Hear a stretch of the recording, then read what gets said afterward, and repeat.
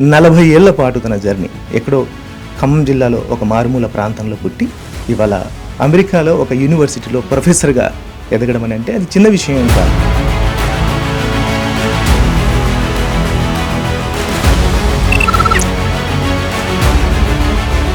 ఒక సంతృప్తి అనేది కనిపిస్తుందా? అందరూ సక్సెస్ అని అనుకునే విషయాలు మనకి సక్సెస్ అనిపించకపోవచ్చు.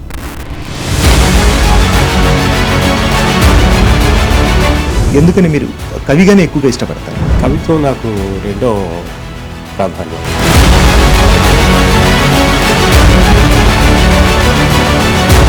ఆ ఏజ్లో మీరు కథ రాస్తే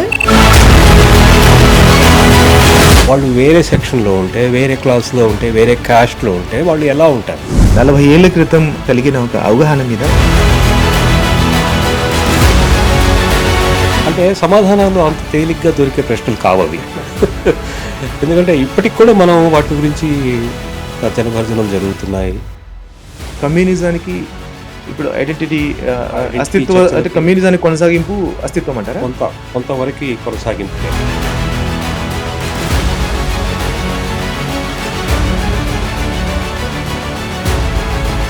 సీతమ్మే ఫాతిమా, ఫాతిమే సీతమ్మ, ఆయమ్మ ఈ అమ్మ కలిసి పుట్టారు. రక్త స్పర్శలో ఉన్న అప్సర్ ఈ 40 ఏళ్ళలో మళ్ళీ కనబడ్డాడా? కాస్త ప్రొఫెషనల్ కిల్లర్స్ 40 ఏళ్ళ జర్నీలో నేను అనుకుంటున్నాను అప్సర్ గారికి ఐడెంటిటీ క్రైసిస్ ఉండకూడదు. కవిత్వం ఒకరు చంపేస్తే చనిపోయేంత జరిగింది. బలహీనమైంది అప్సర్ కవిత్వం.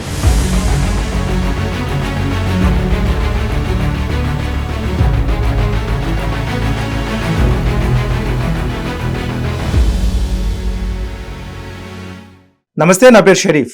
కవి, కథకుడు, తర్వాత విమర్శకుడు, అనువాదకుడు, సంపాదకుడు, అధ్యాపకుడు, ఒక పత్రిక నిర్వాహకుడు. తెలుగు సాహిత్యంలో ఏది కాదో మనం మాట్లాడుకోవడం కష్టం అప్సర్ని. ఎందుకనంటే ఆయన అన్నీ కూడా ఈ నేను చెప్పిన అన్ని సాహిత్య ప్రక్రియలకి ఒక చిరునామా డాక్టర్ అప్సర్. 40 ఏళ్ల పాటు తన జర్నీ ఎక్కడో ఖమ్మం జిల్లాలో ఒక మారుమూల ప్రాంతంలో పుట్టి ఇవాళ అమెరికాలో ఒక యూనివర్సిటీలో ప్రొఫెసర్గా ఎదగడం అని అంటే అది చిన్న విషయం ఏం కాదు. ఆయన ఇవాళ మన గెస్ట్. ఆయన అడిగి ఆయనతో పాటు మనం కూడా సాహితీ ప్రయాణాన్ని కొనసాగిద్దాం. సార్ నమస్తే. నమస్కారం అండి. చాలా సంతోషం సార్. ఎలా ఉన్నారు? ఏంటి? చాలా చాలా సంతోషం. చాలా కాలం తర్వాత మిమ్మల్ని చూస్తున్నాను. ఈ సన్నివేశంలో చూడడం ఇంకా బాగుంది. అంటే మొదట మీరు హైదరాబాద్ వస్తున్నారని తెలిసిన తర్వాత మిమ్మల్ని ఇంటర్వ్యూ చేస్తే బాగుంటుంది, మీ దగ్గర నుంచి ఈ తరం నేర్చుకోవాల్సిందే. పైగా మీరు 40 ఏళ్ళుగా సాహిత్య ప్రయాణం కొనసాగిస్తున్నారు. నాకు ఒక విషయం చెప్పండి సార్. ఒక మామూలు అంటే నాన్నగారు కమ్యూనిస్ట్ నేపథ్యం నుంచి వచ్చారు. బహుశా అక్కడి నుంచి ఒక 40 ఏళ్ల క్రితం నుంచి ఇప్పటిదాకా మీ జర్నీని ఒక్కసారి మీరు వెనక్కి తిరిగి ఒక స్పీడ్ మోషన్లో ఒక్కసారి ఒక లుక్ వేసుకుంటే మీకు ఏమనిపిస్తుంది? ఒక సంతృప్తి అనేది కనిపిస్తుందా? దానికి సమాధానం చెప్పడం కష్టం షరీఫ్. ఎందుకంటే మనం ఒకటి అనుకొని జీవితాన్ని మొదలు పెడతాం. చాలా సందర్భాల్లో ఆ ఒకటి సాధ్యపడదు. ఎందుకంటే మనం వచ్చిన కాలాలు, తర్వాత జీవన పరిస్థితులు ఏవైతే ఉన్నాయో అవన్నీ కూడా మిగతా వాళ్ళకి భిన్నమైనవి. మనం చిన్న పల్లెటూరు నుంచి వచ్చి ఉంటాం. ఇక్కడ నాకు తెలిసిన చాలా మంది పట్టణాల నుంచి వచ్చి ఉంటారు. మన ఆలోచనల వెనక ఎప్పుడు కూడా ఆ పల్లెటూరితనం కనిపిస్తూ ఉంటుంది. అంటే ఒక బెరుకు ఉంటుంది మనకి జీవితంలో. ఓకే. అందరూ సక్సెస్ అని అనుకునే విషయాలు మనకి సక్సెస్ అనిపించకపోవచ్చు. కాబట్టి నేను సక్సెస్ అనే మాటను నేను ఇప్పుడు ఏంటి మీ మానసిక స్థితి? ఒక్కసారి మీరు చూసుకోండి 40 ఏళ్ల జర్నీని. ఏంటి మీ మానసిక స్థితి? అసంతృప్తా, సంతృప్తా, ఏది కాదా, సందిగ్ధమా, ఏంది ఆ కన్ఫ్యూజన్ చెప్పండి. రెండింటికి మధ్యలో ఉన్నాను. ఎందుకంటే మీరు మీ జీవితం మొత్తం కవిత్వానికి, సాహిత్యానికి అంకితం చేసేసారు. సరే, మీరు అధ్యాపకుడిగా పొట్టకుట్టి కోసం ఏదో రకరకాల అవకాశాలను తీసుకొని మీరు అంతకుముందు జర్నలిస్ట్గా కూడా పనిచేశారు. బట్ నా పాయింట్ ఏంటంటే ప్రతి మనిషికి ఒక జర్నీ తర్వాత ఒక్కసారి చూసుకున్న తర్వాత ఏదో ఒక ఫీలింగ్ అయితే ఉంటుందిగా. ఆ ఫీలింగ్ ఏంటి అని అడుగుతున్నాను. నాకేమనిపిస్తుంది అంటే సంతృప్తికి అసంతృప్తికి మధ్య ఒక ఫీలింగ్. ఏం కావాలి మీకు? అంటే ఏం కావాలి, ఏం సాధిస్తే మీకు ఆనందం ఉంటుంది? అంటే ఇప్పటిదాకా నేను ఫలానా సాధించాలి అని నేనేం ఎప్పుడు అనుకోలేదు సార్.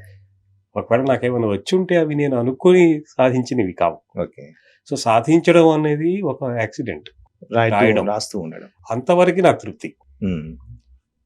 మిగతా జీవన వ్యాపకాల విషయంలో బహుశా నేనేమి ఈ రాస్తూ ఉండడంలో కవిత్వంతో ఎక్కువ కోరిలేట్ అయ్యారు మీరు. కథలు రాసిన ఒక పుస్తకం అయితే దాదాపు 6 పుస్తకాలు కవిత్వానికి సంబంధించి ఉన్నాయి. కవిత్వం మీరు, మీ జర్నీ ఎందుకని మీరు కవిగానే ఎక్కువగా ఇష్టపడతారు మిమ్మల్ని ప్రకటించుకోవడానికి? అది చాలామంది క్వశ్చన్ అడుగుతారు కానీ నిజానికి కవిత్వం నాకు రెండో ప్రాధాన్యం. ఓకే. ఎందుకంటే రోజు మీదే ఉంటారు. నేను కథకుడిగానే మొదలుపోయాను. నేను మ్హూ.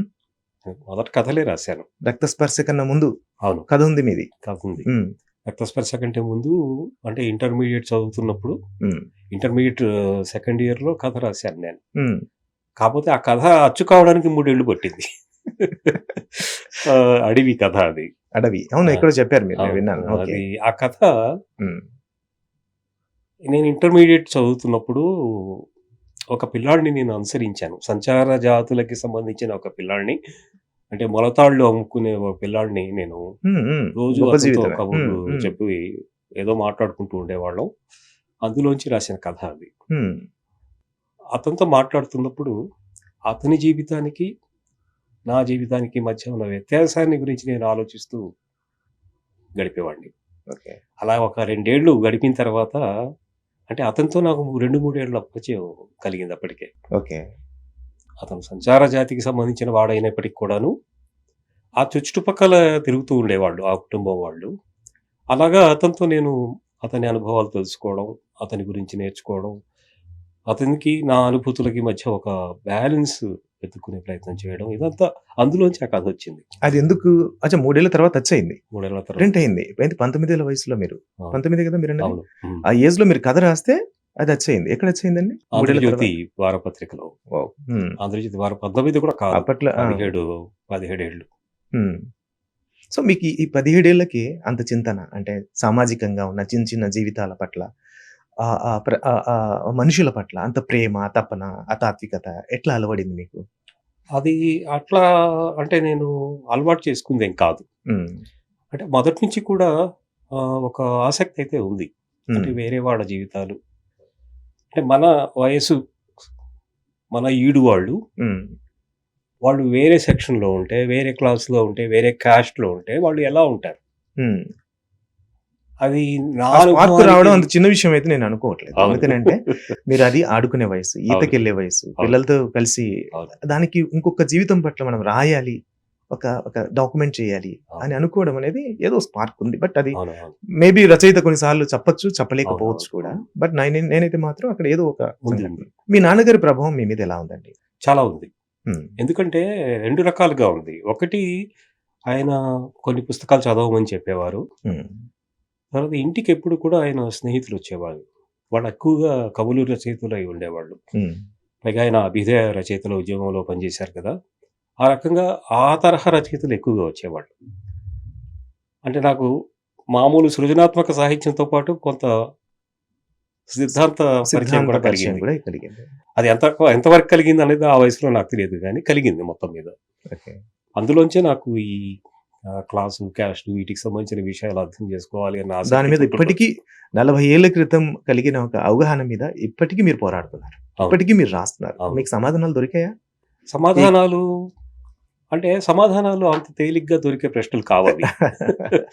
ఎందుకంటే ఇప్పటికి కూడా మనం వాటి గురించి తర్జన భర్జనలు జరుగుతున్నాయి. క్యాస్ట్, సిద్ధాంతాలు నడుస్తున్నాయి, చర్చలు నడుస్తున్నాయి. అది ఇక్కడే కాదు, అమెరికాలో కూడా దానికి సంబంధించిన చర్చలు జరుగుతున్నాయి. అంటే కాకపోతే అక్కడ క్యాస్ట్ అనేది కాకుండా కలర్ అక్కడ కనిపిస్తుంది కాబట్టి. యా. ఆఫ్ కోర్స్ రీసెంట్ ఇప్పుడు గా రాసిన కథలో కూడా అది మీరు అవును. వర్ణించినట్టున్నారు. రకూన్ అనుకుంటా. అవును. ఆ. రకూనదే కథ కదా. సో ఇప్పటికి 40 ఏళ్ళుగా ఏం మారలేదు కదా సార్. క్లాస్ కానివ్వండి, మీరు చెప్పిన అదేది ఒకటి మీరు తరచూ వాడుతూ ఉంటారు. అవును. ఒకటి క్లాస్, తర్వాత 2 క్యాస్ట్, తర్వాత జెండర్, తర్వాత పర్సనల్ ఐడెంటిటీ అంటే అస్తిత్వం అని అంటారు కదా. సో ఈ 4 ఏమి తేడా సార్ 40 ఏళ్ళ కిందటికి ఇప్పటికి? చాలా మారింది. ఉమ్, ఎట్లా మారింది అంటే ఉమ్, 40 ఏళ్ల క్రింద ఉమ్, మనం వాటి గురించి ఆలోచించిన పద్ధతి వేరు. అట్లాగే ఆ కాన్సెప్ట్స్ చాలా మారాయి. ఇప్పుడు ఒక్కసారి వెనక్కి తిరిగి చూస్తే ఉమ్, అంటే కొన్నిసార్లు అవి చాలా ప్రాథమికమైన ఆలోచనలు అని మనకు అనిపిస్తుంది. మ్హూ. మ్, అంటే మనం చాలా అమాయకంగా ఆలోచించాం ఆ రోజుల్లో అని కూడా అనిపిస్తుంది. మ్, ఎందుకంటే నాకు ఉన్న నేపథ్యం వల్ల మ్, నాకు క్లాస్ మీద ఎక్కువ ఎంఫసిస్ ఉండేది. మ్, అంటే వర్గం. మ్, నాకు తర్వాత అర్థమైంది ఏంటంటే మ్, వర్గం కాదు, కులం, మతం 2 నిర్ణయిస్తాయి. మ్, తర్వాత వర్గం, మ్హూ. మ్. తర్వాత జెండర్. ఇది మీ పరిశోధనలో ఇది ఇది ఇప్పటి నా అవగాహన. 40 ఏళ్ల క్రితం నాకు అలాంటి అవగాహన లేదు. లేదు. అప్పుడు అంటే నేను కొత్తగా నేర్చుకున్నాను అవి ఆ విషయాలు. వాటిని సమాజంతో పోల్చి చూసుకోవాలి అన్న తపన మాత్రమే ఉండేది. తపన ఓకే. తపన అన్నది ఒక ఎమోషన్ కదా, అంతే కదా. కానీ కావాల్సింది తపన కాదు, అవగాహన కావాలి. సో తపన నుంచి ఇప్పుడు ఈ 40 ఏళ్ల ప్రయాణం ద్వారా అవగాహనలోకి నేను వెళ్ళానని అనుకుంటున్నాను నేను. అంటే నాకు ప్రధానంగా ఒక అంశం ఏంటంటే సార్, ఈ కమ్యూనిజం నుంచి మీరు కమ్యూనిజం నాన్నగారి ప్రభావం నుంచి, కమ్యూనిస్ట్ దృక్పథం నుంచి అదంతా మీరు తెలుసుకుంటూ, జర్నీ చేస్తూ, అవగాహన పెంచుకుంటూ, కవిత్వం రాస్తూ, కథలు చదువుతూ, ఇట్లా ఒక అధ్యయనశీలిగా మారుతూ మీరు కమ్యూనిజం నుంచి బయటికి వచ్చి అస్తిత్వవాద కవి కింద మారాడా అనే డౌట్కి మీరేం చెప్తారు? కమ్యూనిజం నుంచి నేను బయటికి రాలేదు. ఓకే. ఎందుకంటే ఇప్పటికీ కూడా నేను అది బేస్ అని నమ్ముతున్నాను నేను. ఓకే. ఇవన్నీ కూడా వాటి కొనసాగింపులు. కమ్యూనిజానికి ఇప్పుడు ఐడెంటిటీ అస్తిత్వ అంటే కమ్యూనిజానికి కొనసాగింపు అస్తిత్వం అంటారా? కొంతవరకు కొనసాగింపులే. ఎందుకంటే నాకు కమ్యూనిస్టు అవగాహన లేకపోతే నేను తర్వాత వచ్చిన అస్తిత్వ ఉద్యమాల గురించి, వాటి ఉనికి గురించి నాకు అర్థమయ్యేది కాదు. ఓకే. ఎందుకంటే వీటిని సరిగ్గా అర్థం చేసుకోవడానికి పూర్వం నాకు నా కమ్యూనిస్టు అవగాహన ఉపయోగపడింది. మరి కమ్యూనిస్టులు అస్తిత్వవాదాన్ని ఒప్పుకుంటున్నారా? లేదు, ఒప్పుకోకపోవచ్చు. ఒప్పుకోకపోవడం అనేది వాళ్ళ లిమిటేషన్. అది ఒప్పుకోకూడదు అని మార్క్స్ చెప్పలేదు, లెనిన్ కూడా చెప్పలేదు, తర్వాత వచ్చిన ఏ మార్క్సిస్టు సిద్ధాంతవేత్త చెప్పలేదు. వాళ్ళు ఎందుకని అపోజ్ చేస్తారు సార్? ఏదైనా వాళ్ళు చెప్పేది ఎందుకంటే మార్క్సిజం అనేది మనం భారతీయ నేపథ్యంలో అర్థం చేసుకుంది ఏంటంటే, మనం ఎకనామిక్ డిటర్మినిజం అంటే ఆర్థిక పునాది మీద మాత్రమే మనం మార్క్సిజాన్ని చదవచ్చు, అర్థం చేసుకోవచ్చు అనే ఒక పరిమితమైన అవగాహన మనం కలిగిస్తూ వచ్చాం. తర్వాత కానీ లెనిన్ స్వయంగా దీన్ని వ్యతిరేకించాడు. మీరు భారతీయ సమాజాన్ని గురించి మాట్లాడాలంటే కేవలం క్లాస్ మూలం నుంచి మాట్లాడలేరు. భారతీయ సమాజానికి ప్రత్యేకించి కొన్ని లక్షణాలు ఉన్నాయి, వాటిలోంచి మీరు మాట్లాడాలి. ప్రపంచంలో ఏ సిద్ధాంతమైనా సరే మనం సాధారణీకరించేటప్పుడు భారతదేశంలో ఉన్న స్థానిక పరిస్థితుల్ని అర్థం చేసుకుని దాంతో అనుభవించుకొని చూడాల్సిన పరిస్థితి ఉందని మీరు తరచూ చెప్పే మాట నేను ఎక్కడ గమనించానంటే, పుస్తకాలకు ముందు మాటలు రాస్తున్నప్పుడు మీరు స్థానిక ఇస్లాం గురించి పదే మాట్లాడుతూ ఉంటారు. అంటే అరేబియన్ ఇస్లాం కాకుండా, అంటే మనం ఏదైతే ఫండమెంటల్ అనుకుంటుంటామో ఆ ఇస్లాం కాకుండా స్థానిక ఇస్లాం, భారతీయ సంస్కృతికి సంబంధించిన ఇస్లాం రెండు వేరు అంశాల కింద మీరు మాట్లాడుతుండడం చూసాం. దాన్ని ఎట్లా సార్ విశ్లేషిస్తారు మీరు? ఇది అంటే మనం ఇది మామూలు అంటే మతానికి సంబంధించిన విషయమే కాకుండా వేరే సైద్ధాంతిక విషయాల్లో కూడా ఇదే సూత్రం. ఎందుకంటే మనకి ఎప్పుడు కూడా 2 ఉంటాయి. ప్రతి సిద్ధాంతానికి 2 పార్శ్వాలు ఉంటాయి. ఒకటి గ్లోబల్ పార్శ్వం ఉంటుంది, ఇంకోటి లోకల్ ఉంటుంది. అయితే మనకి స్థలకాలాల ప్రాధాన్యాన్ని బట్టి కొన్నిసార్లు గ్లోబల్ డామినేట్ చేస్తుంది, ఇంకొన్నిసార్లు లోకల్ డామినేట్ చేస్తుంది. కానీ నేను నేర్చుకుంది ఏంటంటే, ఒకటి డామినేట్ చేయడం కాదు, అవి 2 కలిసి ప్రయాణం చేస్తాయి అన్నది నా ఆర్గ్యుమెంట్. మీకు బాగా తెలుసు, నేను గూగూడు, అనంతపురం జిల్లాలో గూగూడు అనే ఊరి మీద నేను పరిశోధన చేశాను. తర్వాత ఫెస్టివల్ ఆఫ్ పీర్స్ అనే పుస్తకం వచ్చింది, ముస్తఫా మరణం పుస్తకం కథ ఉంది. ముస్తఫా మరణం చదివినప్పుడు నేను అనుకున్నాను సూఫీజానికి సార్ వ్యతిరేకమేమో అని కూడా అనుకున్నాను, పొరపడ్డాను నేను నిజానికి. సో సూఫీజాన్ని మీరు సరైన అర్థంలో తెలుసుకోండి అని రాశారు ఆ కథ అనేది. తర్వాత నేను యూట్యూబ్ లో కూడా ఆ కథను చదివాను, మీకు గుర్తుందో లేదు. సో స్థానిక ఇస్లాంని అంటే మిగతా వాళ్ళు చూస్తున్న ఎట్లా అంటే, ప్రపంచంలో ఉన్న ఏదైతే ఫండమెంటల్ ఇస్లాం ఉందో దాన్ని భారతదేశంలో ఉన్న ఇస్లాంని ముడిపెట్టి పరాయి వాళ్ళు, పరాయీకరణకు సంబంధించింది, మీరు ఇక్కడి వాళ్ళు కాదు అనే ఒక వాదన పదే వినిపిస్తూ ఉంటారు. దాన్ని మీరు పూర్వపక్షం చేయడానికి చాలా రచనలు చేశారు. బట్ ఒక వాక్యంలో దాని మీద కొద్దిగా అవగాహన కలిగించాలంటే ఏం చెప్తారు మీరు? నేను అంటే ప్రాపంచిక సిద్ధాంతాలు ఎలా ఉన్నా, అంటే గ్లోబల్ సిద్ధాంతాలు ఎలా ఉన్నప్పటికీ కూడాను స్థానికతే కొలమానం. Very good. మీరు ఒక విషయాన్ని ఏ స్థానికత నుంచి మాట్లాడుతున్నారు అన్నదే మీకు ముఖ్యం ముఖ్యం. అనుకుంటాను నేను. ఎందుకంటే మీకు ఇక్కడ టెస్టింగ్ జరుగుతుంది దానికి. ఒక లొకేషన్‌లో టెస్టింగ్ జరుగుతుంది దానికి. టెస్టింగ్‌లో అది నిలబడాలి. మీరు ఏ సిద్ధాంతం చెప్పినా పర్లేదు. కానీ ఈ లొకేషన్‌లో పెట్టి దాని గురించి మాట్లాడుతున్నప్పుడు ఆ పరీక్షలో అది నెగ్గుతుందా లేదా అంటే నెగ్గినప్పుడు మాత్రమే ఆ సిద్ధాంతానికి బలం. స్థానిక ఇస్లాం అనే మాట వాడడానికి కారణం అదే. నేను అది అంటే ఒక ఇస్లాంకే కాదు, అది మిగతా క్రిస్టియానిటీకి కూడా అదే మాట వర్తిస్తుంది, హిందూయిజం కూడా అదే మాట వర్తిస్తుంది. కానీ మతాల విషయంలో మనకి ఏమైంది అంటే ఒక ప్రమాదం ఎప్పుడు మొదటి నుంచి ఉంది, ఇవాళ కొత్తగా వచ్చిన ప్రమాదం కాదు అది. మతం అనేసరికి అది ఒక గ్లోబల్ సిద్ధాంతం అనే భావనని మన మీద రుద్దుతున్నారు. మీరు అన్నట్టు నేను దాన్ని పూర్తిగా పూర్వపక్షం చేయాలన్నది అది నా ఇతర ప్రధానమైన తేడాలు చెప్పమంటే, అంటే ఏదైతే ఫండమెంటల్ ఇస్లాం ప్రధానమైనది ఉందో దానికి స్థానిక ఇస్లాంకి మధ్య ప్రధానమైన తేడాలు చెప్పాలంటే ఏం చెప్తారు? ఆచరణ. ప్రధానమైన ఒక మాటలో చెప్పాలంటే ఆచరణ. మీకు ఆ గ్లోబల్ ఇస్లాంని మీరు ఎంత దూరం చర్చించగలరు? 5 పూటలు నమాజ్, 5 పూట్ల ఖురాన్ చదవడం, ఖురాన్ చదవడం లేదు, రంజాన్, ఇంకో ఉపవాసాలు ఉండడం. కానీ ఇస్లాం దానికి మాత్రం పరిమితం కాదు కదా. మీరు ఒక చిన్న పల్లెటూరుకి వెళ్తే, రాయలసీమ కానీ, తెలంగాణ కానీ, కోస్తా ఆంధ్ర కానీ, ఒక మామూలు అసలు ఏమీ కొత్తగా ఒక పల్లెటూరుకి వెళ్తే అక్కడ మీరు ముస్లింలు ఇస్లాంని అనుసరించే పద్ధతి ఒకటి ఉంటుంది.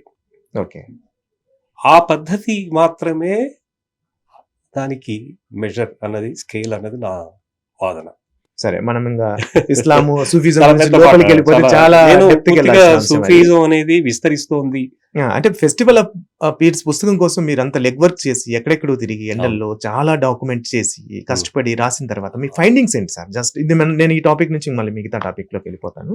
జస్ట్ నా ఫైండింగ్స్ చెప్పండి ఆ పుస్తకానికి సంబంధించి. నేను ఇది సాధించగలిగాను, ఇందులో ఈ సూత్రీకరణలు చేశాను నేను ఈ రీసెర్చ్ లో, చెప్పడానికి ఏమున్నాయి? నేను ప్రధానంగా చేసింది ఈ స్థానిక ఇస్లాం సూత్రీకరణే సార్. అంటే గ్లోబల్ ఇస్లాం అనే మాట మీరు ఇక్కడ వర్తించదు, వర్తించినా కూడా దానికి చాలా పరిమితులు ఉంటాయి.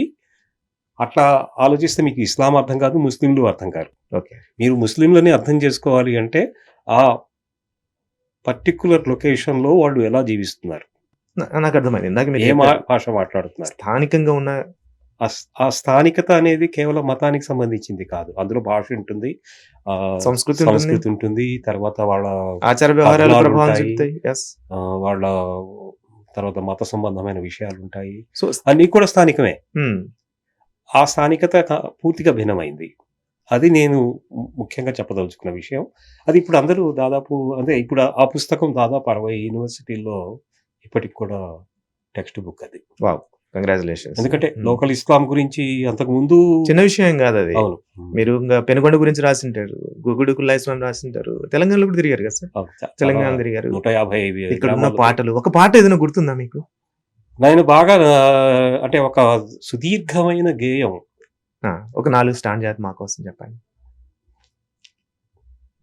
సీతమ్మే ఫాతిమా, ఫాతిమే సీతమ్మ, ఆయమ్మ ఈ అమ్మ కలిసి పుట్టారు, ఆయమ్మ ఈ అమ్మ భూమికే పుట్టారు, ఆయమ్మ ఈ అమ్మ మట్టిలోనే కలిశారు. ఏం తాత్వికత అది! సీతే ఫాతిమ్మ, సీతే ఫాతిమ్మ, ఫాతమ్మే సీతమ్మ. ఇది చాలా ఆసక్తికరమైన. ఇప్పుడు ఈ మాట ఇంకొకరు అనలేదు, సూఫీలు మాత్రమే అనగలిగారు, జనాలకి మాత్రమే అనగలిగారు, సామాన్యాన్ని మాత్రమే అనగలిగారు. ఇది 3 గంటలు పాడతారు వాళ్ళు. తెలంగాణలో డాక్యుమెంట్ చేశాను. Wonderful, wonderful. మొదటిసారి డాక్యుమెంట్ చేశాను నేను అది. ఇంతకుముందు అది మత సామరస్యానికి నేను అదే అంటుంటా. ఇప్పుడు తెలంగాణ తెలుగు వారి ముస్లింను చూస్తే ఈ దేశంలో మత సామరస్యానికి, ప్రజాస్వామ్యానికి, లేని లౌకికవాదానికి ఒక సింబల్ లాంటి వాళ్ళు. ఉత్తరాది అంతా దక్షిణాదిని చూసి నేర్చుకోవాలి, కానీ ఉత్తరాది సంస్కృతిని దక్షిణాది మీద రుద్దని మాట్లాడుతుంటాను నేను చాలాసార్లు. సో చాలా మంచి పాట, చాలా తాత్వికమైన. సో నేను మళ్ళీ మీ బాల్యం దగ్గరికి వస్తాను. మీరు తొలినాళ్ళలో చేసిన రచనలు అబ్జర్వ్, కవిత్వం చదివితే చాలా మంది అర్థమయ్యేది కాదు, చాలా డెప్త్ గా ఉండేది. మీ కవితలు వేయడానికి కూడా పత్రికల వాళ్ళు 1-2 సార్లు ఆలోచించేవాళ్ళు, ఇదేం భాష అని చెప్పిన సందర్భాలు కూడా ఉన్నాయని నేను నా సర్కిల్లో తెలుసుకున్నది. మీరు దాన్ని ఎలా జయించారు? ఇప్పుడైతే మాత్రం అర్థం కానంతగా మీరు రాయట్లా, మీ శైలి ఎలా మారింది? నాకు ఈ 2 విషయాలు చెప్పండి. షరీఫ్ గారు, ఇది సాహిత్య శిల్పానికి సంబంధించిన విషయం. ఓకే. ఒక శిల్పం మీరు కొత్తగా తీసుకొస్తున్నప్పుడు హ్మ్. అది అలవాటు కాకపోవడం వల్ల అర్థం కాకుండా పోతుంది. అలవాటు కాకపోవడం వల్ల అర్థం కాకుండా అది పోతుంది. మీకు తెలియదు. ఓకే. అది మీకు మామూలు చిన్న చిన్న విషయాలు, జీవితంలో మామూలు అతి మామూలు విషయాలు కూడా హ్మ్. మీకు అలవాటు కాలేదనుకోండి, హ్మ్. అది ఏంటి ఇదంతా కొత్తగా ఉంది, నాకు అర్థం కావట్లేదు అని పక్కన పెట్టేస్తాం మనం. హ్మ్. అలాంటిదే సాహిత్యం కూడా. హ్మ్. మీరు ఒక కొత్త వాతావరణాన్ని, ఒక కొత్త జీవన దృశ్యాన్ని, ఒక కొత్త ప్రతీకతో గానీ, పదచిత్రంతో గానీ, అసలు పూర్తిగా ఒక కొత్త అనుభూతితో రాస్తున్నప్పుడు అది కొన్నాళ్ళు కొత్తగా ఉంటుంది. హ్మ్.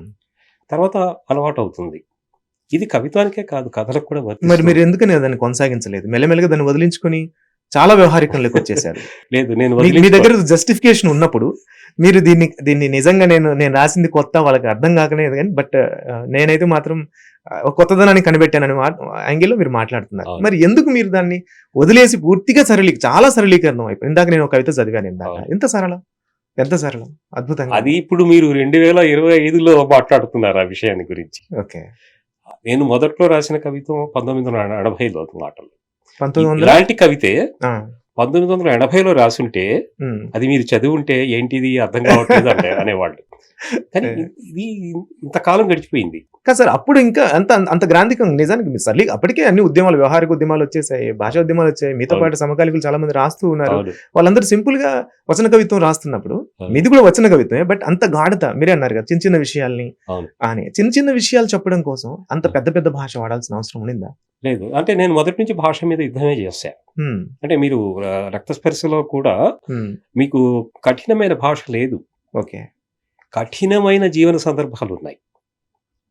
అంటే కష్టమైన సందర్భాన్ని చెప్పడం. హ్మ్. ఎలాంటి సందర్భం? ఇప్పుడు మీరు కథని ప్రస్తావించారు ఇంతకు ముందు. ఒక హ్మ్. సంచారజాతి పిల్లాడు, హ్మ్. ముక్కు పచ్చలారని పిల్లవాడు, హ్మ్.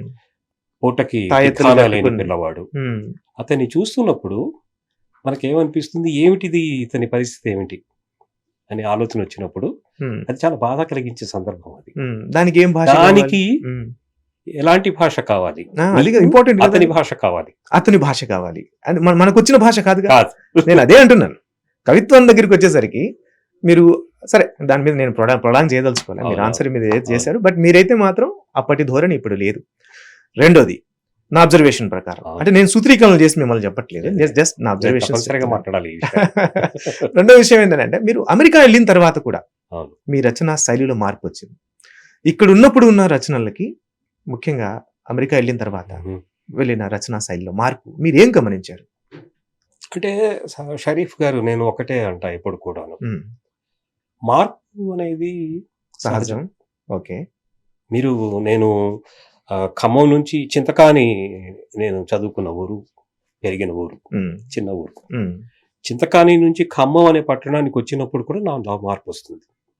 Yes. మళ్ళీ ఖమ్మం నుంచి హైదరాబాదు. సో ఆ మార్పులు ఉన్నాయని ఒప్పుకుంటారా? మార్పు అనేది ఉమ్. స్థలాన్ని బట్టి వస్తాయి. ఉమ్. ఆ స్థలానికి సంబంధించిన సంస్కృతి ఒకటి మీలోకి ప్రవేశిస్తుంది. ఉమ్. మీరు కడపలో ఉన్నట్టు హైదరాబాద్లో ఉండరు, ఉండలేంగా. ఉమ్. ఉండలేం. ఉమ్. అది ఉండలేకపోవడం అనేది సహజం. ఉమ్. ఎందుకంటే కొత్త వాతావరణం, కొత్త జీవితంలోకి మీరు ప్రవేశిస్తారు. ఉమ్. అదే సాహిత్యంలో జరుగుతుంది. ఉమ్. మీకు అందుకని మీకు మార్పు, ఇది మీరు ఏం మార్పు. ఐడెంటిఫై చేశారు సార్? ఆ అవును. మార్పుల్ని ఏం ఐడెంటిఫై చేశారు? ఎందుకు నేను వస్తాయనేది ప్రధానంగా పక్కన చూసిన పెట్టండి. మార్పు షరీఫ్, అంటే అసలు జీవితాన్ని చూసే పద్ధతి మారింది. ఉహు. ఇప్పుడు నేను చింతకాయలో ఉన్నప్పుడు ఉమ్. నా ప్రపంచానికి కేంద్రం ఆ పల్లెటూరు. ఉమ్. అంటే నా ప్రతి ఆలోచన ఒక పల్లె కేంద్రితమైన ఆలోచన. ఉమ్. ఇప్పుడు అంటే నా మనసులో అక్కడ ఉన్నంతకాలం నా మనసులో పట్టణం లేదు. ఓకే. అలాగే పట్టణంలో ఉన్నంతకాలం నా మనసులో నగరం లేదు, ఉమ్. హైదరాబాద్ లేదు. సో ఒక రచయితని స్థలం కూడా, అతను నివసించే స్థలమే ప్రాంతం నిర్ణయిస్తుంది. కూడా ప్రభావితం చేస్తుంది అని అంటారు. అవును. రక్త స్పర్శలో ఉన్న అప్సర్ ఈ 40 ఏళ్ళలో మళ్ళీ కనబడ్డా? తప్పనిసరిగా కనబడ్డాడు. ఎక్కడ? కొనసాగింపులు ఉంటాయి, ఉమ్. ఎప్పుడు ఉంటాయి కొనసాగింపులు. మీరు ఒకేలాగా ఉండకపోవచ్చు, కానీ ఉమ్. అప్పటి కొన్ని లక్షణాలు ఏవైతే ఉన్నాయో, ఉమ్. మీరు ఇందాక అన్నారు కొన్ని లక్షణాలు, ఉమ్. అవి ఉంటాయి. ఉమ్. అవి లేకుండా పోవు. ఉమ్. ప్రతి జీవితం అలాగే ఉంటుంది. ఉమ్. మీరు అంటే మీకు ఆ పల్లెతత్వం ఉంటుంది. అదేం పోదు మీకు. అమెరికా వెళ్ళినా అలాగే ఉంటారు మీరు. అవును. దాన్ని మీరేం జయించలేరు. అది జయించడం కింద అనుకోను నేను. అది అలాగే ఉండాలి. అలా ఉంటేనే మీరు మీరుగా ఉంటారు. సో, అది ఎప్పుడు ఉంటుంది. జీవితం అంతా కూడా కొనసాగింపులే. ఓకే. మీరు చాలా చదువుకుంటారు. చాలా మందిని కలుస్తారు. సార్, చాలా రక్త స్పర్శ అనుభవాలు గురించి చర్చ వచ్చింది కాబట్టి అవును. ఆ రోజుల్ని ఒక్కసారి నెమరేసుకుంటారా? ఒక 2 నిమిషాలు. అవును. ఏంటి ఆ రోజు ఆ సంచలనం, ఆ కొంతమంది యువరక్తం అలా రావడం, అది దారి తీసిన పరిస్థితులు ఏంటి ఆ పుస్తకం వేయడానికి? ఆ పుస్తకం అంటే అది అప్పుడు అంత చర్చలోకి రావడానికి ప్రధాన కారణం ఏంటంటే దాని కొత్తదనమే. అంటే అసలు అంతకు ముందు కవిత్వం ఇలా ఉండవచ్చు అని ఎవరు అనుకోలేదు. ఓకే. ఇలా మామూలుగా రాయొచ్చు. ఇది అసలు ఒక రోజువారీ జీవితంలోని కొన్ని విషయాలు మీరు చూస్తూ ఆ చూస్తున్న క్షణాల్ని మీరు డాక్యుమెంట్ చేయొచ్చు. అదే కవిత్వం కావచ్చు అన్న అవగాహన ఎప్పటిదాకా లేదు. ఎందుకంటే మనం ఇంకా విప్లవ కవిత్వము లేకపోతే మార్క్సిస్టు కేంద్రితమైన కవిత్వము, సాహిత్యము వాటిల్లోనే కొట్టుకుపోతున్నాం. అలాంటప్పుడు అందుకే దాన్ని చాలామంది కెవి రమణారెడ్డి గారు ప్రసిద్ధ విమర్శకుడు ఆ రోజుల్లో కొండ గుర్తు అన్నాడు ఆ పుస్తకాన్ని. నేను అందుకనే రక్తస్పర్శ అప్సర్ మళ్ళీ కనబడ్డాడని అడగడానికి రీజన్ కూడా అది. నాట్ ఓన్లీ రక్తస్పర్శని అంతా మనం అప్సర్ క్రెడిబిలిటీలో వేయలేం కూడా. ఎందుకంటే మిగతా రచయితలు కూడా ఉన్నారు కదా సార్ దాంట్లో. మిగతా కవులు కూడా ఉన్నారుగా. అందరూ కలిసి తెచ్చిన పుస్తకం కదా. మళ్ళీ అలాంటి రక్తస్పర్శ 2 తీసుకొస్తే ఎట్లా, మీరు అంగీకరిస్తారా ఏమైనా చేస్తే? ప్రయత్నం అయితే జరిగింది. కానీ కొన్ని వ్యత్యాసాలు ఉంటాయి. ఎదుగుదలలో కూడా వ్యత్యాసాలు ఉంటాయి. అంతేగా. మీతో కలిసి ప్రయాణం మొదలుపెట్టిన వాళ్ళు ఆ తర్వాతి దశల్లో కలిసి కొన్ని అభిప్రాయాలు పంచుకోలేకపోవచ్చు. అది మామూలు. భార్యాభర్తల మీద కూడా ఎంతమంది కవులు ఉన్నారు సార్ అప్పుడు? అది రక్తస్పర్శ ముగ్గురం కదా. ముగ్గురు. సీతారాం ఉన్నాడు, ప్రసేన్ ఉన్నాడు. మేము ముగ్గురం కూడా పుస్తకంలో మీకు చాలా స్పష్టంగా కనిపిస్తుంది. ముగ్గురం 3 భిన్నమైన కోణాల నుంచి, భిన్నమైన వ్యక్తిత్వాల నుంచి వచ్చిన వాళ్ళమే. భిన్నమైన నేపథ్యం కూడా. అది ఇప్పటికీ అది కొనసాగుతుంది. ఎందుకంటే మేము భిన్నత్వాన్ని ప్రేమించాము. మేమంతా ముగ్గురం ఒకేలా ఉండాలని ఎప్పుడు అనుకోలేదు.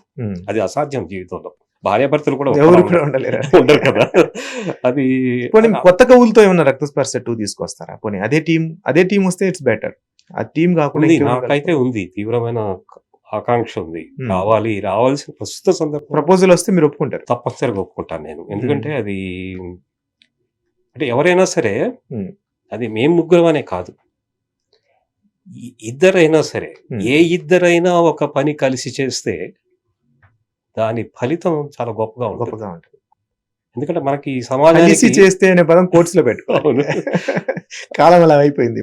ఏ ఇద్దరు కలిసి మాట్లాడలేరు, ఇద్దరు కలిసి ఒక చోట కూర్చోలేరు. చెప్పేది వ్యక్తి కేంద్రితం అయింది ఇప్పుడు మొత్తం కూడా. మీరు పైగా ఈ సోషల్ మీడియా వచ్చిన తర్వాత ప్రతి వ్యక్తి తనే ఒక ప్రపంచం.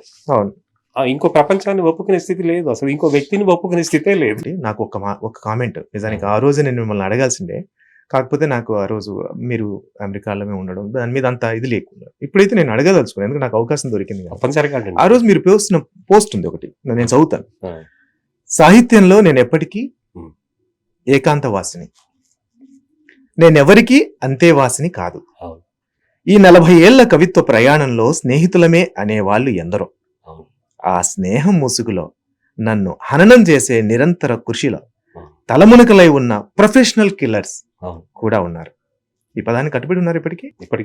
ఎప్పటికీ ఉంటాను. దానికి ఎలా ఫీల్ అవ్వాలో శిక్షణ ఇచ్చే గురు పీఠాలు నాకు తెలియదు. గురు పీఠం అనే పదం కూడా వాడారు. అఫ్సర్ కవిత్వాన్ని ఏదో ఒక విధంగా చంపేసి ఆ 3 అక్షరాల చుట్టూరా నిషేధాలు విధించే వాళ్ళు ఉన్నారు. అయినా యుద్ధం ఆగదు. ప్రతి వాక్యం స్థిర సంకల్పంలా ప్రభాత భేరిలా వినిపిస్తూనే ఉంటుంది. అఫ్సర్ అంటే ఏమిటో అతని కవిత్వమే చెబుతుంది. మీలో కొందరు ముఠా మేస్త్రీల మాయలో పడి నా కవిత్వాన్ని వెలివేస్తే అది మీ బాధ, దాన్ని నా బాధ చేయకండి. కాస్త ప్రొఫెషనల్ కిల్లర్స్ 40 ఏళ్ల జర్నీలో నేను అనుకుంటున్నాను అఫ్సర్ గారికి ఐడెంటిటీ క్రైసిస్ ఉండకూడదు నేను అనుకుంటున్నాను. ఎందుకంటే మీ స్థానాన్ని ఎవ్వరూ కూడా కదిలించలేనంత గొప్పగా మీ తెలుగు వాళ్ళ హృదయాల్లో ప్రాంతాలకు అతీతంగా మీరు రకరకాల, కొన్నిసార్లు మీరు అస్తిత్వవాదాన్ని గట్టిగా మాట్లాడారు, కొన్నిసార్లు ప్రాంతీయవాదాన్ని గట్టిగా మాట్లాడారు. మీ అభిప్రాయాల్ని గౌరవిస్తూనే మిమ్మల్ని ప్రేమించే వాళ్ళు ఉన్నారు. మీకెందుకు అలాంటి పోస్ట్ ఒకటి పెట్టాలనిపించింది. 40 ఏళ్ళ ఎక్స్పీరియన్స్ ఉన్న అప్సర్ అలాంటి పోస్ట్ పెడితే నిన్నలేక మొన్న బయలుదేరిన వాళ్ళు ఎంత అభద్రతకి అజాగ్రత్తకి గురవుతారనేది మీరు గమనించారా? తప్పకుండా. ఉమ్, కానీ ఇది నిజం కదా. ఉమ్, వాళ్ళని మెప్పించడం కోసమో లేదా కొత్త వాళ్ళు భయపడతారు కదా అని నిజాన్ని మనం దాచక్కర్లేదు. ఉమ్, మీ అనుభవం ఏదైతే ఉందో అది చెప్పాల్సిందే. ఉమ్, మొత్తం మీద అసలు అల్టిమేట్ గా మనం ఎందుకు రాస్తున్నాం? ఉమ్. మన అనుభవాన్ని ముక్కుసూటిగా పంచుకోవడానికి రాస్తున్నాం. కవిత్వం ఒకరు చంపేస్తే చనిపోయేంత జరిగింది. బలహీనమైంది అప్సర్ కవిత్వం. ఒకరు చంపేస్తే చచ్చిపోతుంది అది. అవును. అంటే మీరు కవిత్వం అనుకుంటున్నారా చనిపోదు. అట్లా? అప్సర్ కవిత్వం కవిత్వానికి మరణం లేదు నేను అనుకుంటున్నా. నేను మీ అభిమానిగా ఉందా మీకు ఆ అట్లా? అట్లా మీరు మీకు ఆ నమ్మకం ఉంటే నీకు మీరు అలా అనుకోవడం అనేది సంతోషిస్తాను. నాకు నిజంగా మీ అభిమాని నాకు బాధ. ఏంది అప్సర్ సార్ కవిత్వాన్ని ఇంకొకరు చంపుతారా? సాధ్యమా? అంటే ఎన్ని ప్రొఫెషనల్ కిల్లర్స్ సుపారీలు తీసుకొని వచ్చినా కూడా అప్సర్ కవిత్వాన్ని చంపలేరు. షరీఫ్ ఇక్కడ ఎలా జరుగుతుందంటే ఉమ్, ప్రతి మనిషి ఒక దశలో తనలోకి తను తొంగి చూసుకునే ఉండాలి స్థితి ఉంటుంది, ఉండాలి. ఉండాలి. అది నా తరం కావచ్చు, నా తర్వాత తరం కావచ్చు. ఇది నా అంటే కేవలం సాహిత్యం కాదు, ఈవెన్ మన వ్యక్తిగత జీవితాల్లో కూడా మన పిల్లలు కూడా అదే చేయాలి. వాళ్ళు లోపలికి తొంగి చూసుకునే వాతావరణాన్ని మనం కల్పించాలి. నిజమే. అది ఎప్పుడు జరుగుతూనే ఉండాలి. ఉమ్, ఆ లోపలికి తొంగి చూసుకునేటప్పుడు వాటి అబద్ధాలు మనం నేర్పక్కర్లేదు. నిజాలు చెప్తూనే ఉండాలి. అయితే సాహిత్యానికి సంబంధించి అంటే ఇన్నేళ్ల సాహిత్య ప్రయాణం చరిత్రలో ఇవాళ ఇది ఆధునిక సాహిత్యం అనే కాదు, మీరు ప్రాచీన సాహిత్యంలోకి చూసినా కూడా కవుల మధ్య సాహిత్యవేత్తల మధ్య జరిగిన యుద్ధాలు, పోరాటాలు అవి ఒక్కరి కవిత్వాన్ని చంపేసేంతగా తప్పకుండా ఉంటాయి. ఎందుకంటే మీకు కవిత్వం వెనక పనిచేసే శక్తులు చాలా ఉంటాయి.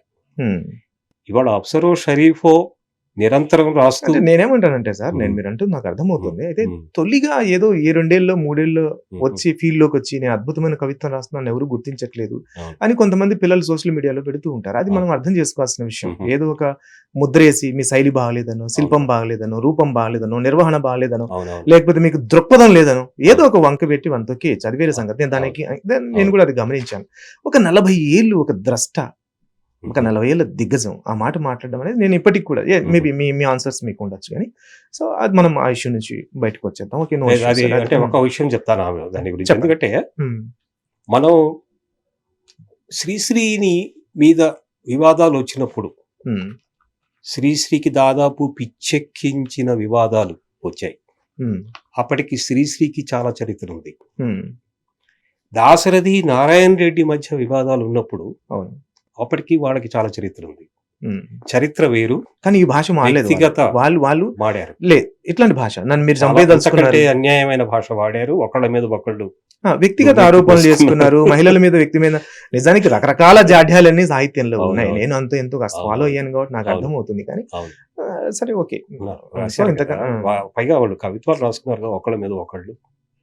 శ్రీశ్రీ స్వయంగా దాశరథి మీద కామెంట్ చేశాడు కదా, ఈయన ఠాగూర్ భుజాల మీద కూడా రాడు అని రాశారు. ఆయన ఏం చేస్తున్నాడు శ్రీశ్రీ అలా అన్నప్పుడు? Body shaming. మరి ఇద్దరు మిగిలారుగా, ఇవాళ బాడీ షేమింగ్ చేశాడు. ఇవాళ ఇద్దరు మిగిలారుగా. వాళ్ళు ఎంతన్నా తిట్టుకొని ఇద్దరు అయితే మిగిలారు కదా. అప్సర్ ని ఎంత చేసినా ఇవాళ రేపు మిగిలేదు అప్సర్ అక్షరాలే. అది మీకు తెలియదు కాదు కానీ నేనేదో కాస్త చిలిపిగా మిమ్మల్ని కాస్త ఇబ్బంది పెట్టే ప్రయత్నం. నేను సంతోషంగా సమాధానం చెప్తాను దానికి. ఎందుకంటే అది ఒక రిఫ్లెక్టివ్ మూడ్. అది సార్ నేను నా లోపలికి తొంగి చూసుకున్నప్పుడు, ఇందాక మీరు ఈ ఇంటర్వ్యూ మొదలు పెట్టేటప్పుడు అడిగిన ప్రశ్న, ఈ 40 ఏళ్ల ప్రయాణంలో ఒక ఉద్వేగాన్ని కానీ అనుభూతిని కానీ చెప్పాలంటే ఏంటి అని, తప్పనిసరి ఇది ఉంటుంది అందులో నాకు. ఎందుకంటే ఒక వాస్తవం ఏమిటంటే జీవితంలో మీరు ఒక దశ నుంచి ఇంకో దశకు మారుతున్నప్పుడు కొన్ని దశలు మీరు వేగంగా మారుతారు. మారినప్పుడు మీరు తప్పనిసరిగా ఒంటరి వాళ్ళు అవుతారు. చాలా మంది మిమ్మల్ని ఒంటరి వాళ్ళని చేస్తారు. అది మీకు తప్పనిసరి అనివార్యం. మీకు ఒంటరితనం అన్నది ఏకాంతవాసి అవుతారు మీరు. ఏకాంతం అంటే మళ్ళీ పాజిటివ్ లో చూస్తారు, ఒంటరితనం నెగటివ్. ఇది వేరే. అవును, ఇది రెండు వేరే. కానీ నేను రెండు కలిపి మాట్లాడుతున్నాను నేను సార్. మీకు అది దానికి సిద్ధంగా ఉండాలి లైఫ్ లో. అది అంటే సాహిత్యంలోనే కాదు, వేరే రంగాల్లో కూడా అది జరుగుతుంది మీకు. కానీ మనం ఒక అవగాహన అయితే ఉండాలి మనకి అంటే దాన్ని ప్రొఫెషనల్ కిల్లర్స్ అనేది బయట సామాజిక నేరాలు వాటిలో ఉంటాయి. అదే అదే కానీ సాహిత్యంలో మిమ్మల్ని కూడా మానసికంగా క్షోభ పెట్టడం కూడా పేర్లు చెప్పగలరా? ఆ? పేర్లు చెప్పగలరా? మీ అంత మానసికంగా క్షోభ పెట్టి మీరు లేదు, ప్రొఫెషనల్ లేదు. కిల్లర్స్ అని మిమ్మల్ని ఉద్వేగానికి గురి చేసిన ఆ వ్యక్తి ఎవరు చెప్పగలరా? ఒక వ్యక్తి కాదు, వ్యక్తులు ఎవరో చెప్పగలరా? 10 మంది పేర్లు చెప్పగలను. చెప్పండి. కానీ చెప్పాల్సిన సందర్భం రాలేదు. అదే. ఆ రోజు వస్తుంది, తప్పనిసరిగా చెప్తాను ఓకే, నేను. ఓకే, కానీ ఓకే. అవసరం కూడా రాకపోవచ్చు, అదేలే. కానీ వాళ్ళకి తెలుసు. ఎవరు అనేది. కానీ నేను ఒక్క సంతృప్తి, ఇందాక మళ్ళీ మీరు అడిగిన మొదటి ప్రశ్నకి వెళ్తున్నాను నేను. ఒక సంతృప్తి ఏమిటంటే మిగతా చాలా మంది కంటే నాకు మిత్రబలమే ఎక్కువ ఉంది, శత్రువులు తక్కువ. అదే అసలు కొన్ని దశల్లో మీకు శత్రువులే మీ జీవిత ప్రమాణాలని నిర్ణయిస్తారు. సార్ ఇంకొక వాక్యంలో అబ్సర్వ్ ఏంటి 40 ఏళ్లలో పాఠకుడు ఇలా అనుకుంటే బాగుంటుంది అంటే ప్రతి దానికి ఒక లైన్ ఉంటది కదా. యాక్చువల్లీ అవును. నన్ను ఈ సమాజం ఇలా గుర్తుపెట్టుకోవాలి, మ్మ్. నా రచనలతో ఇలా గుర్తుపెట్టుకోవాలి అని ఒక లైన్ ఏదో ఉంటది మనల్ని వెంటాడేది. అది ఏంటి ఆ లైన్? అంటే నేను అంతఃసూత్రంగా ఈ 40 ఏళ్ల కవిత్వంలో కనిపించే అంశం. నేను ఎప్పుడు కూడా అంటే మొదటి నుంచి అంటే రక్తస్పర్శ నుంచి, లేదు రక్తస్పర్శ కంటే ముందు ఆ చైనా కథ నేను ఇంటర్మీడియట్ చదువుతున్న కాలంలో రాసిన కథ ఏదైతే ఉందో అప్పటి నుంచి కూడా ఇప్పుడు ఈ ఏడాది నిన్నటికి నిన్న ఇంగ్లీష్లో వచ్చిన సాహిల్ కథల వరకు నాకు ఒకటే విషయం ఏంటంటే నేను ఒక విద్యార్థిని, నేర్చుకోవడం అన్నది నా తత్వం, నా జీవ లక్షణం. అది నేర్చుకుంటూనే ఉంటాను. నేను ఇప్పుడు ఒక పెద్ద యూనివర్సిటీలో పాఠాలు చెప్పొచ్చు, కథకుడిగా రచయితగా మీరు కొన్ని నేర్చుకొని వందల తప్ప- మంది విద్యార్థుల్ని నేను తయారు చేశాను గత 20 ఏళ్లలో. 20 ఏళ్ళు దాటిపోయాయి నేను పాఠాలు చెప్పడం మొదలుపెట్టి. అడగాలి, నేను ఆ ప్రశ్న కూడా అడగాలి, చెప్పండి. మొదలు కొన్ని వందల మంది నేను తయారు చేశాను. కానీ ప్రతి విద్యార్థి సార్. నిన్నటికి నిన్న నా దగ్గరికి వచ్చే విద్యార్థికి కూడా, ఉమ్, అప్పుడే కాలేజీలోకి వచ్చిన విద్యార్థికి కూడా నేను చెప్పేది ఏంటంటే ఇక్కడ ఎవరికి ఏమీ నేర్పించేది ఉండదు. ఎవరైనా నేర్చుకోవడం అనేది వ్యక్తిగత జస్ట్ ప్రక్రియ. సూచన చేయగలరు, ఇలా వెళ్తే బాగుంటుందని అభిప్రాయం చెప్పగలరు అంతే. కానీ ఎవరికి వాళ్ళు తవ్వి శోధించాల్సిందే. వెతుక్కొని సత్యాన్ని వెళ్ళాల్సిందే. ఎవరి దారి వాళ్ళదే, సత్యాన్ని ఎవరు ఎవరి చెప్పలేదు, అనుభవం వాళ్ళదే. సాధ్యం కాదు. అదే నేను చెప్పదలుచుకుంది. నేను మొత్తం కవిత్వంలో ఇందాక మీరు హైదరాబాద్ కవిత చదివారు. ఆ, అవును. హైదరాబాద్ ఏమిటి నా జీవితంలో అన్న ప్రశ్న వస్తే, ఉమ్, నాకు నా చిన్న పల్లెటూరు ఎంతో, హైదరాబాద్ కూడా తర్వాత ఎంతే. ఉమ్, నేను దేశం మారిన తర్వాత నేను అంటే దేశంలో ఉన్నప్పుడు నాకు ఆ చిన్న పల్లెటూరు నా అన్ని విలువలకి ఒక దిక్సూచి. ఉమ్, కానీ దేశం దాటి వెళ్ళిన తర్వాత ఆ పట్టణం నగరం నాకు దిక్సూచి అవుతుంది. ఉమ్. ఎందుకంటే నేను అక్కడ ఎవరైనా అడిగితే నేను వెంటనే ఏం సమాధానం ఏంటంటే నేను హైదరాబాద్ నుంచి అని చెప్తాను నేను. ఎందుకంటే కవిత్వం వదిలించుకోవడం ప్రోజ్ ని డామినేట్ చేస్తుంది అని అంటే దాన్ని మీరు ఏమంటారు? అంటే అది నా వ్యక్తిత్వ లక్షణం. అది ఉమ్, మీ స్టైల్ అంటారు అంతే, మీ శైలి. స్టైల్ అది. నేను అంటే అందులో ఏముంటుంది, ఇప్పుడు కొంతమంది వాళ్ళ వ్యక్తిత్వంలో కొన్ని భాగాలు అవుతాయి. ఉమ్, ఇప్పుడు కొంతమంది చాలా డ్రైగా మాట్లాడతారు, ఉమ్, కొంతమంది చాలా ఉద్వేగంతో మాట్లాడతారు, ఉమ్, కొంతమంది లెక్కలు వేసుకుంటూ మాట్లాడతారు. భిన్నమైన వ్యక్తిత్వాలు, అవి భిన్నమైన అనుభవాల నుంచి వస్తాయి. అవి వాళ్ళ ట్రైనింగ్ అలా ఉంటుంది. ఆ. నా ట్రైనింగ్ నా కవిత్వం నాది మొదటి నుంచి కూడా. నేను నా పోయిటరీ అంటే నేను ఫస్ట్ లవ్ అని నేను అనను పోయిటరీని. నేను ఈ చర్చ కథ రాశారు కదా మీరు, చర్చ కథను జరిగినప్పుడు కథ నా ఫస్ట్ లవ్ అని చెప్పాను నేను. అవును, అవును, ఉమ్, ఎందుకంటే కథ రాశాను కాబట్టి మొదట. అవును, అవును. సార్ నేను చాలా మందికి కథకులైతే మీరు కథలు రాస్తున్న వాళ్ళకి సూచనలు ఇవ్వండి, మీరైతే ఏం జాగ్రత్తలు తీసుకుంటారని అడుగుతారు. అలాగే కవిత్వం రాసే వాళ్ళకి కవిత్వ నిర్మాణం మీద, కవిత్వ మెళకుల మీద సలహాలు అడుగుతారు. కవి అయ్యింది కథలు రాస్తున్న వాళ్ళకి మీరేం సలహాలు ఇస్తారు? నేను ఒకటే ఏం చెప్తాను. కేర్ తీసుకోవాలి? అవునవును, నేను ఒకటే చెప్తాను. మీరు కవిత్వం రాయండి, కథలు రాయండి. ఉమ్. మీరు చేసే ప్రయాణం ఏదైతే ఉందో సార్. అది నిజాయితీగా ఉండాలి. మీరు ఏ ఆవేశాన్ని కేంద్రం చేసుకుని రాస్తున్నారో, మాట్లాడుతున్నారో ఆ ఆవేశం నిజంగా ఉండాలి. ఉమ్, అంటే దాన్ని ఎవరు కృత్రిమమైన ఆవేశం ఇది అనడానికి వీల్లేదు. కథ రాసేటప్పుడు విపరీతమైన కవిత్వం వచ్చిందనుకోండి, ఉమ్, కవి అక్కడ డామినేట్ అప్పుడు అది ఆవేశం కృత్రిమంగా మారుతుంది. ఆహా. నేను చేసిన పని నాకు అర్థమైనంత మటుకు, ఇది మిగతా వాళ్ళకి అది అలా అర్థమై సో ఉండకపోవచ్చు. కథ రాస్తున్నప్పుడు విపరీతమైన ఆవేశం ఉండకూడదు. అంతేనా మీరు అన్నది? అలా నేను అనట్లా మళ్ళీ. ఉమ్, ఉమ్, ఎందుకంటే మీరు మొదలు పెట్టేది ఆవేశం దగ్గరే మొదలు పెడతారు. ఉమ్. ఈవెన్ రకూన్ లాంటి ఇందాక మీరు ముస్తఫా మారడం కథ కూడా ప్రస్తావించారు. అది చాలా మార్మికమైన కథ. గోరిమా క్లాసిక్ కదా. గోరిమా ఉంది. ఉమ్, ఉమ్. నాకు సో అది అవి గుర్తుంది. ఉమ్, అవి అంటే తర్వాత పోను పోను కథలు చాలా కాంప్లెక్స్ గా మారాయి తప్ప ఆ, అవి మొదలైన అంశం ఏదైతే ఉందో, వాటిని మొదలుపెట్టిన అంశం ఏదైతే ఉందో అది ఆవేశమే. ఉమ్, ఆవేశమే. ఇప్పుడు But గోరిమా కథ సమయం- చెప్తున్నప్పుడు కానీ కథ రాస్తున్నప్పుడు సంయమనం ఉండాలి కదా, సంయమనం చాలా ఉండాలి, అవసరం. దృక్పథం ఉండాలి, కథే కాదు, మీరు వాతావరణం ఉండాలి. కవిత్వం రాస్తున్నప్పుడు సమయం ఆ ఎమోషన్ ని కంట్రోల్ చేసే సంయమనం ఏదో అని కథని డ్రైవ్ చేస్తుంది అని నేను అనుకుంటాను. సో నేను అనేది ఏంటంటే కథలు రాస్తున్నప్పుడు చాలా మంది విమర్శకులు ఏం చెప్తారని అంటే, కథకుడు కథ మధ్యలో కనబడకుండా జాగ్రత్త పడాలి అని అంటారు. అవును. కానీ ఆ, ఆ, కథలు రాస్తున్న కవి మధ్యలో కనబడకుండా జాగ్రత్త పడాలి. అంతేనా? అది అది అంటే తర్వాత కవిత్వం రాస్తున్నప్పుడు రచయిత కథకుడు అక్కడ కనబడకుండా జాగ్రత్త పడాలి. రెండింటికి కేర్ తీసుకుని నేను ఈ మెలకువల గురించి అడుగుతున్నాను. అవును. మీరు అవి రెండు రాస్తున్నప్పుడు ఎట్లా మీరు దాన్ని బ్యాలెన్స్ చేస్తారు అనేది నా పాయింట్. నేను ఏం చేస్తానంటే షరీఫ్, అంటే కథకి బలం ఏంటంటే సన్నివేశం, ఎస్. కవితకి బలం అనుభూతి కదా. అవును. మీకు అనుభూతి అంటే కథ రాయడానికి కూడా మీకు అనుభూతి నుంచే మొదలు పెడతారు. కానీ ఆ అనుభూతిని స్థిరపరచడానికి, సాలిడిఫై చేయడానికి మీరు కొన్ని పాత్రల్ని, కొన్ని సన్నివేశాలని సృష్టిస్తారు. అవును. సో అంటే మీరు ఏంటి, ఒక ప్రయాణం చేస్తున్నారు అక్కడ. కవికి ఉండే ఒక లిమిట్ నుంచి మీరు విశాలమైన ప్రపంచంలోకి వెళ్తున్నారు. క్యాన్వాస్ పెద్దది. అవును. అప్పుడు క్యాన్వాస్ పెద్దది అయినప్పుడు మీకు చాలా సంయమనం కావాలి. సో ఈ రెండింటిని మీరు కొద్దిగా ఏది ఎక్కువ కష్టపడతారు సార్, కవిత్వానికా కథకా? అది నిజానికి కథ రాయడం కష్టం. సార్ విమర్శ దగ్గరికి వస్తాను నేను. మీరు విమర్శకులుగా కూడా చాలా విమర్శ రాశారు. అయితే నేనేమంటానంటే, నా అబ్జర్వేషన్ చెప్తాను.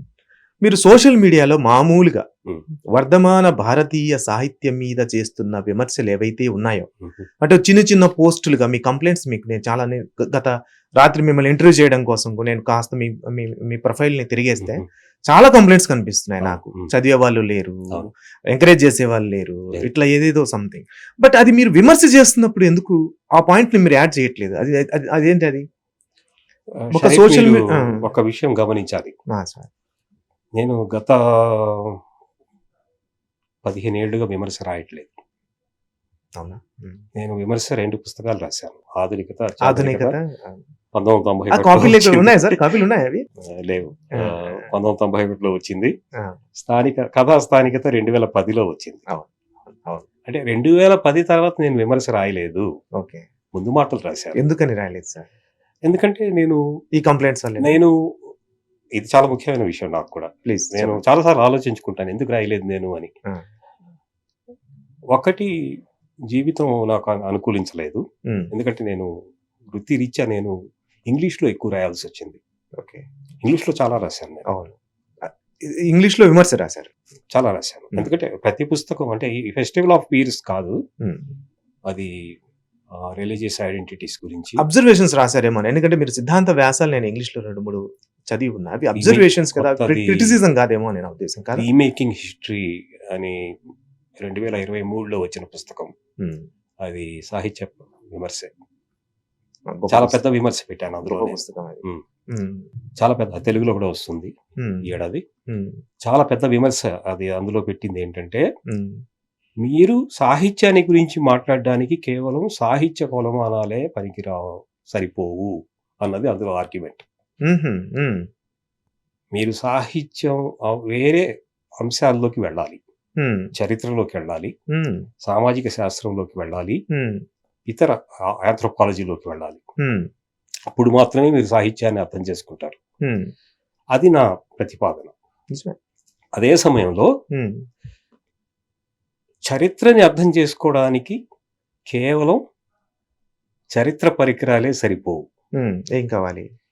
ఇంకా చాలా కావాలి. నేను ఆ పుస్తకంలో చేసిన పని ఏంటంటే, మౌఖిక కథనాలు డాక్యుమెంట్ చేశా. అంటే ఒక మామూలు మనిషి, ఇందాక స్థానికత గురించి మాట్లాడుతున్నారు కదా, ఒక స్థానికమైన సందర్భంలో ఒక మామూలు మనిషి ఒక పెద్ద పరిణామాన్ని ఎట్లా స్వీకరిస్తుంది. అంతవరకే. దాని వెనక ఉన్న రాజకీయ ఇప్పుడు అది రాజకీయ కారణాలు వేరు. ఇప్పుడు అది విలీనం కావాల్సిందే. దాని జోలికి మీరు వెళ్ళలేదు. అది అది వేరే చర్చ. దాని జోలికి వెళ్ళడం కాదు. అది వేరే చర్చ. విషయం అది కాదు. మీకు ఒక ఇన్సిడెంట్ జరిగినప్పుడు ఇప్పుడు బాబ్రీ మసీదు కూల్చివేత మనకి ఇమీడియట్ ఎక్స్పీరియన్స్, లేదా గోత్ర అందరికి గుర్తున్న విషయం కూడా. అది గుర్తున్న విషయాలే. మీ సిద్ధాంతం ఏదైనా కావచ్చు, మీరు ప్రతిపాదించుకోండి, వాదించుకోండి, మీ సిద్ధాంతాన్ని గెలిపించుకోండి. కానీ హింస అనేది చేయకూడదు. మనుషుల ప్రాణాలతో దాన్ని నిలబెట్టుకునే ప్రయత్నం చేయకూడదు. అక్కడ మనకు అభ్యంతరం. అదే అభ్యంతరం. ఉండాలి కూడా. మనుషులు కావాలి మనకి. మనిషిని నిలబెట్టేది కావాలి మనకి, మనిషిని కూల్చేది కాదు. అది నా వాదన అందులో.